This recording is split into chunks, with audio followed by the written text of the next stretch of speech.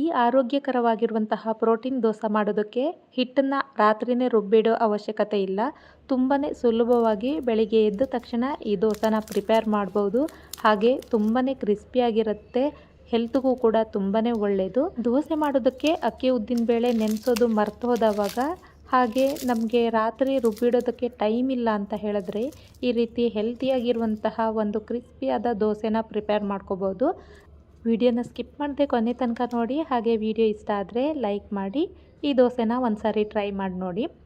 ಈ ದೋಸೆ ಮಾಡೋದಕ್ಕೆ ನಾನಿಲ್ಲಿ 1 ಕಪ್ ಆಗುವಷ್ಟು ರಾಗಿ ಹಾಕ್ಕೊಳ್ತಾ ಇದ್ದೀನಿ. ಇದ್ರ ಜೊತೆಗೆ ಅರ್ಧ ಕಪ್ ಆಗುವಷ್ಟು ಉದ್ದಿನಬೇಳೆ ಹಾಕ್ಕೊಳ್ತಾ ಇದ್ದೀನಿ. ಹಾಗೆ 1/4 ಕಪ್ ಆಗುವಷ್ಟು ಕಡಲೆಕಾಳನ್ನು ಹಾಕ್ಕೊಳ್ತಾ ಇದ್ದೀನಿ. ಚಿಕ್ಕ ಕಡಲೆ ಯೂಸ್ ಮಾಡ್ತಾ ಇದ್ದೀನಿ. ಇದು 3 ಇಂಗ್ರೀಡಿಯೆಂಟ್ಸ್ ನಮ್ಗೆ ಬೇಕಾಗಿರೋದು. ಇವಾಗ ಇದನ್ನು ಒಂದು ಸಾರಿ ಕ್ಲೀನಾಗಿ ವಾಶ್ ಮಾಡಿಕೊಂಡು ರಾತ್ರಿ ನಾವು ನೆನೆಸಿಟ್ಕೊಂಡ್ರೆ ಆಯಿತು. ಬೆಳಿಗ್ಗೆ ಇದನ್ನು ರುಬ್ಬಿ ದೋಸೆನ ಪ್ರಿಪೇರ್ ಮಾಡ್ಕೋಬೋದು. ನೋಡಿ, ನಾನಿವಾಗ ತೋರಿಸ್ತಾ ಇರೋದು ಬೆಳಿಗ್ಗೆ ಬೇಳೆ ಹಾಗೆ ರಾಗಿ ಕಡಲೆಕಾಳೆಲ್ಲ ಚೆನ್ನಾಗಿ ನೆಂದಿದೆ. ಇವಾಗ ಇದನ್ನು ನಾನು ಮಿಕ್ಸಿ ಜಾರಿಗೆ ಹಾಕ್ಕೊಂಡು ರುಬ್ಕೊಳ್ತಾ ಇದ್ದೀನಿ. ರೆಗ್ಯುಲರಾಗಿ ನಾವು ಅಕ್ಕಿ ರವೆ ಯೂಸ್ ಮಾಡಿಕೊಂಡು ದೋಸೆ ಮಾಡ್ಕೊಳ್ಳೋದಕ್ಕಿಂತ ಈ ರೀತಿ ಡಿಫ್ರೆಂಟ್ ಕಾಂಬಿನೇಷನಲ್ಲಿ ದೋಸೆಗಳನ್ನು ಮಾಡಿಕೊಂಡ್ರೆ ಹೆಲ್ತ್ಗೂ ಕೂಡ ತುಂಬಾ ಒಳ್ಳೆಯದು. ರಾಗಿಯಲ್ಲಿ ಜಾಸ್ತಿ ಕ್ಯಾಲ್ಶಿಯಂ ಇರೋದ್ರಿಂದ ಈ ರೀತಿ ದೋಸೆಗಳನ್ನು ಮಕ್ಕಳಿಗೆ ಜಾಸ್ತಿ ಮಾಡಿಕೊಡಿ.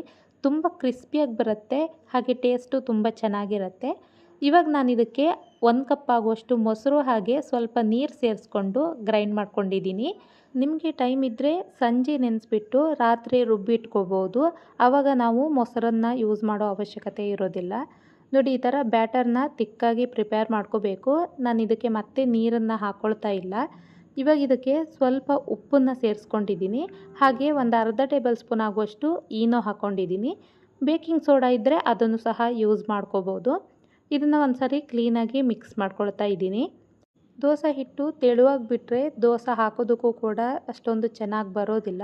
ನೋಡಿ, ಈ ಥರ ತಿಕ್ಕಾಗಿ ದೋಸೆ ಬ್ಯಾಟರ್ನ ಪ್ರಿಪೇರ್ ಮಾಡ್ಕೋಬೇಕು. ಇವಾಗ ಒಂದೊಂದಾಗಿ ದೋಸೆನ ಪ್ರಿಪೇರ್ ಮಾಡ್ಕೊಳ್ತಾ ಇದ್ದೀನಿ. ಮೊದಲಿಗೆ ನಾವು ದೋಸೆ ತವಾಗೆ ಈ ರೀತಿ ಸ್ವಲ್ಪ ನೀರು ಸೇರಿಸ್ಕೊಂಡು ಒಂದು ಬಟ್ಟೆಯಲ್ಲಿ ಕ್ಲೀನಾಗಿ ಇದನ್ನು ಒರೆಸ್ಕೋಬೇಕು. ಮೊದಲಿಗೆ ನಾನಿಲ್ಲಿ ಎಣ್ಣೆ ಯೂಸ್ ಮಾಡ್ತಾ ಇಲ್ಲ, ಹಾಗೆ ದೋಸೆ ಬ್ಯಾಟರ್ ಹಾಕ್ಕೊಂಡು ದೋಸೆನ ಪ್ರಿಪೇರ್ ಮಾಡ್ಕೊಳ್ತಾ ಇದ್ದೀನಿ. ಈ ರೀತಿ ಮಾಡಿದ್ರೆ ನಮಗೆ ದೋಸೆ ತುಂಬಾ ಕ್ರಿಸ್ಪಿಯಾಗಿ ಬರುತ್ತೆ.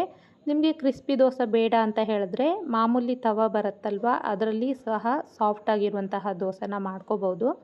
ನೋಡಿ, ಇವಾಗ ಕಲರ್ ಚೇಂಜ್ ಆದಮೇಲೆ ನಾನು ಸ್ವಲ್ಪ ಅಡಿಗೆ ಎಣ್ಣೆನ ಹಾಕ್ಕೊಂಡಿದ್ದೀನಿ. ಇದನ್ನು ಒಂದು ಕಡೆ ಟರ್ನ್ ಮಾಡ್ಕೋಬೇಕು. ನಾವು ಗ್ಯಾಸನ್ನು ಹೈ ಫ್ಲೇಮಲ್ಲಿ ಇಟ್ಕೊಂಡು ಈ ಥರ ದೋಸೆ ಪ್ರಿಪೇರ್ ಮಾಡಬೇಕು. ಹೈ ಫ್ಲೇಮಲ್ಲಿ ಇಟ್ಕೊಂಡವಾಗ ದೋಸೆ ಇನ್ನೂ ಕ್ರಿಸ್ಪಿಯಾಗಿ ಬರುತ್ತೆ. ಇವಾಗ ಇನ್ನೊಂದು ಕಡೆ ಟರ್ನ್ ಮಾಡ್ಕೊಂಡಿದ್ದೀನಿ. ಜಸ್ಟ್ 1-2-3 ಸೆಕೆಂಡ್ ಬಿಟ್ಟರೆ ಸಾಕು. ಇವಾಗ ನೋಡಿ, ದೋಸೆ ಪ್ರಿಪೇರ್ ಆಗಿದೆ. ತುಂಬಾ ಕ್ರಿಸ್ಪಿಯಾಗಿ ಬಂದಿದೆ, ಹಾಗೆ ಕಲರ್ ಕೂಡ ತುಂಬ ಚೆನ್ನಾಗಿ ಬಂದಿದೆ. ನೋಡಿ, ಎಷ್ಟು ಈಸಿಯಾಗಿ ಈ ರೀತಿ ಪ್ರೋಟೀನ್ ದೋಸೆ ಮಾಡ್ಕೋಬೋದು ಅಂತ ಹೇಳಿ.